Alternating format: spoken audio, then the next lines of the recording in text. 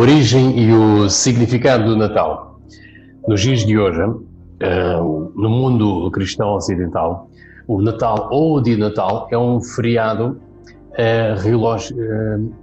religioso cristão comemorado anualmente em 25 de dezembro, isto nos países eslavos e ortodoxos, cujos calendários eram baseados no calendário juliano. O Natal é comemorado no dia 7 de janeiro. A data é o centro das festas de fim de ano e da temporada das férias, sendo no cristianismo o marco inicial do ciclo de Natal, que dura 12 dias. Dies Natalis Solis Invicti. Na tradição latina, indo-europeia pré-cristão, o Dies Natalis Solis Invicti, ou aniversário do Sol Invicto, era um festival de longínqua raiz ancestral que, com o desenvolvimento da religião oficial do Império Romano, foi colocado sobre a data de solstício, pois neste dia que o Sol volta atrás em sua partida em direção ao sul e prova ser invencível como a luz da esperança de uma nova aurora que retorna após a escuridão, renascendo o mundo e o ciclo eterno. O deus celebrado, o Sol Invicto, em latim Sol Invictus, foi o deus Sol, oficial do Império Romano posterior, e o patrão dos soldados, também conhecido pelo nome completo, Deus Sol Invicto. Em 25 de dezembro de 274 d.C., o imperador romano Aureliano, que viveu entre os anos 214 a 265 d.C., no período tardio, o torna num culto oficial, ao lado dos cultos romanos tradicionais. Sol Invicto era também o título religioso aplicado a 3 divindades distintas durante o Império Romano tardio. Ao contrário de outros, como o culto agrário do Sol Indígenas, Sol na Terra, o título Deus Sol Invicto foi formado por analogia ao título imperial Pius Felix Invictus, Pio Feliz Invicto. O título foi introduzido pelo imperador romano Heliogábalo, na sua tentativa de impor o deus Elagabalus Sol Invicto, o deus Sol de sua cidade natal Emesa, na atual Síria. Com a morte do imperador em 222 d.C., o culto perdeu-se. Logo depois, o título Invicto foi aplicado a Mitra, o deus do Sol, da sabedoria e da guerra na mitologia persa, também adotado pelos romanos em inscrições de devotos. Também aparece aplicado a Marte, deus latino da guerra. Finalmente, o imperador Aureliano introduziu um culto oficial do Sol Invicto em 270 d.C., fazendo o deus Sol a primeira divindade do Império. Contudo, não oficialmente identificado como Mitra, o Sol de Aureliano tem muitas características próprias do mitarismo, incluindo a representação iconográfica do jovem deus. O culto do Sol Invicto continua a ser a base do paganismo oficial até a adesão do Império ao cristianismo. Antes da sua conversão, até o jovem imperador Constantino tinha o Sol Invicto como a sua linhagem oficial. Depois, o Edito de Milão, a 13 de junho de 313 d.C., que concedeu liberdade religiosa, houve o uso do símbolo do Xirocristão. Quanto à tradição indo-europeia ancestral, os festivais de solstício de inverno eram os festivais mais populares do ano em muitas culturas. Entre as razões para isso inclui-se o facto de que menos trabalho agrícola precisava ser feito durante o inverno, devido à expectativa de melhores condições meteorológicas com a primavera que se aproximava. As tradições de Natal modernas incluem a troca de presentes, a folia do Festival Romano da Saturnália, o verde, luz e caridade do Ano Novo Romano, madeiras de Yule e diversos alimentos de festas germânicas. A Escandinávia pagã comemorava um festival de inverno chamado Yule, realizado do final de dezembro ao período de início de janeiro. Como o norte da Europa foi a última parte do continente a ser cristianizada, as suas tradições pagãs tinham uma grande influência sobre o Natal. Os escandinavos continuam a chamar o Natal de Jul. O solstício de inverno é um fenómeno astronómico que marca o início do inverno. Ele acontece normalmente por dia 21 de julho no hemisfério sul e 22 de dezembro no hemisfério norte. No calendário chinês, o solstício de inverno chama-se Dongzi, significa chegada do inverno, e é considerado uma data de extrema importância, visto ser festejada a passagem de ano. Com a introdução do cristianismo no Império Romano, houve, por parte da Igreja Católica, uma tentativa de cristianizar os festivais pagãos. Há indícios de que a data de 25 de dezembro foi escolhida para representar o nascimento de Jesus Cristo já no século IV. Há evidência bíblica de que Jesus não teria nascido durante o inverno, pois, no momento do nascimento, pastores estavam a cuidar dos seus rebanhos nas vigílias da noite. E o período do solstício, visto como o renascimento do sol, carrega forte representatividade. Além disso, conseguiu aproveitar a popularidade das festividades da época. Assim sendo, na cultura cristã romana, a palavra Natal, do português que já foi natalis, ou natalis, no latim, derivada do verbo nascere, nascere, nasci, natus, sum, que tem sentido nascer, de natalis, do latim, evoluindo também natale, do italiano, Noel, do francês, Nadal, do catalão, Natal, do castelhano, sendo que a palavra Natal do castelhano foi progressivamente substituída por Navidad, como nome do dia religioso. Já a palavra Christmas, do inglês, evoluiu de Christus Mass, que quer dizer Missa de Cristo. Os primeiros indícios da comemoração de uma festa pagã cristã, a litúrgica do nascimento de Jesus, em 25 de dezembro, é a partir do cronógrafo de 354.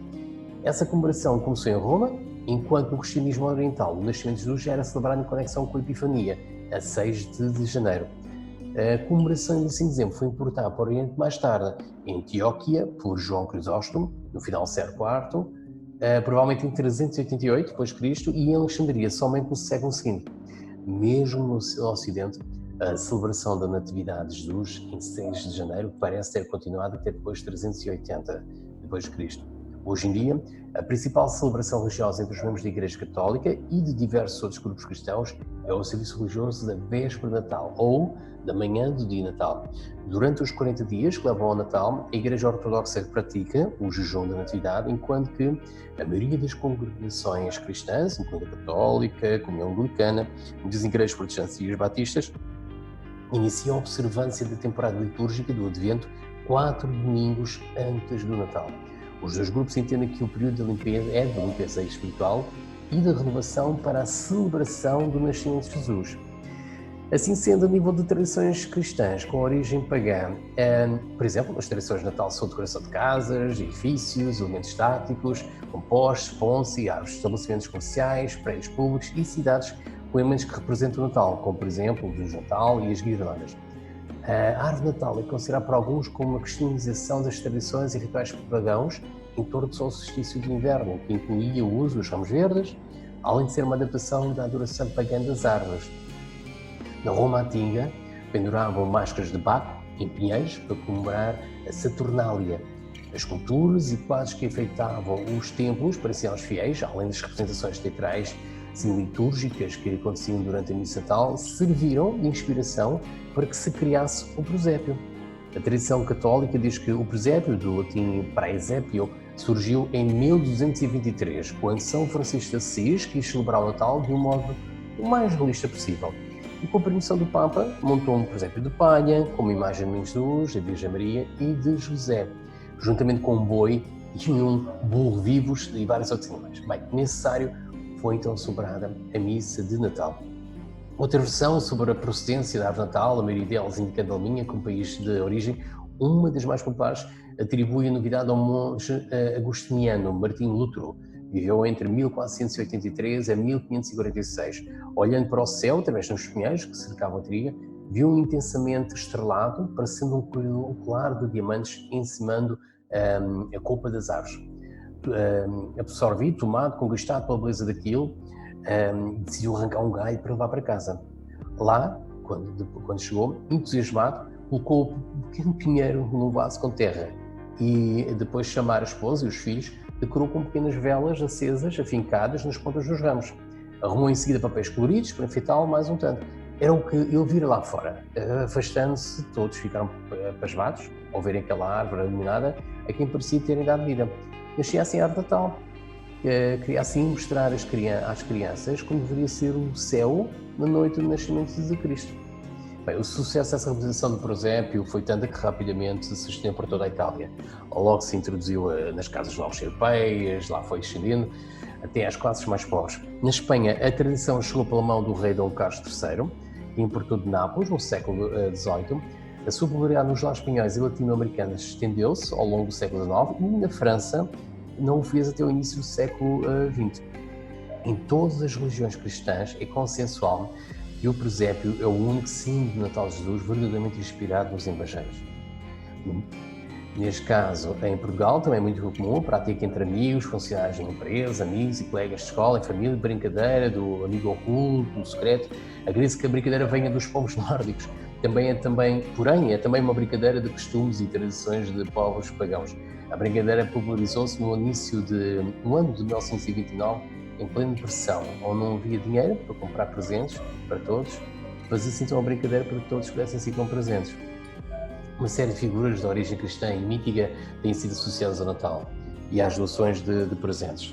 Entre estas estão o Pai Natal, também conhecido como Santa Claus, na anglofonia, Père Noël e o Ingerschatzmaßen de São Nicolau ou Sinterklaas, Christkind, Christkindl, Joulupukir, Babo Natal, São Basílio e Ded Moroz.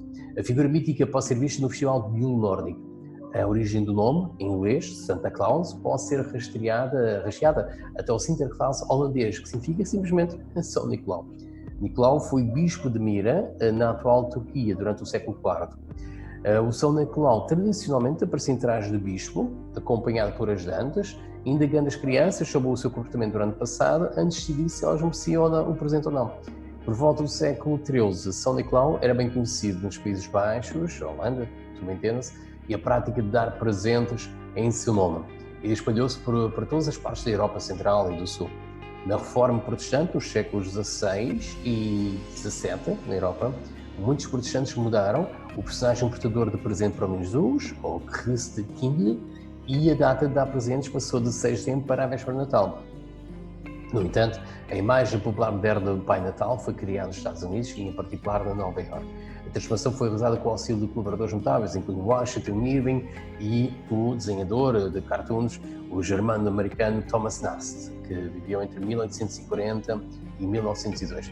Assim, após a Guerra Revolucionária Americana, alguns habitantes da cidade de Nova Iorque procuraram símbolos do passado não inglês da cidade.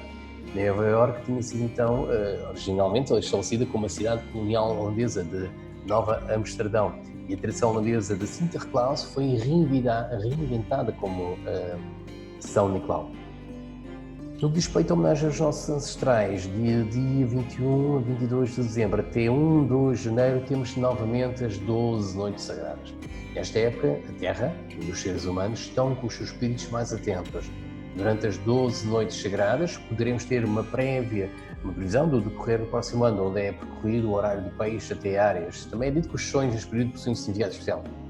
Sentimos que aqui o tempo tem uma espiritualidade especial e se restarmos as ideias e pensamentos dos dias sagrados, poderemos aproveitá-los enormemente no próximo ano. Bem, uma vez por ano, conta-nos o poeta que é na noite sagrada, uma vez por ano, que aqueles soldados que tombaram em batalhas deixam o vigília, que fazem pelo destino da pátria, e voltam às suas casas para saber da espécie e ordem. Que participam silentes ao lado do pai, mãe, prole, do âmbito festivo, no qual eram os pratos que mostra a cadeira vazia, junto à mesa servida e a taça de vinho cintilante. Que quando na árvore as velas se apagam, o visitante deita a mão encrustada sobre as cabeças juvenis, como dizendo: morremos por vocês, porque lhe damos na Alemanha. Uma vez por ano, depois da noite sagrada, eles voltam para a sua vigília interna.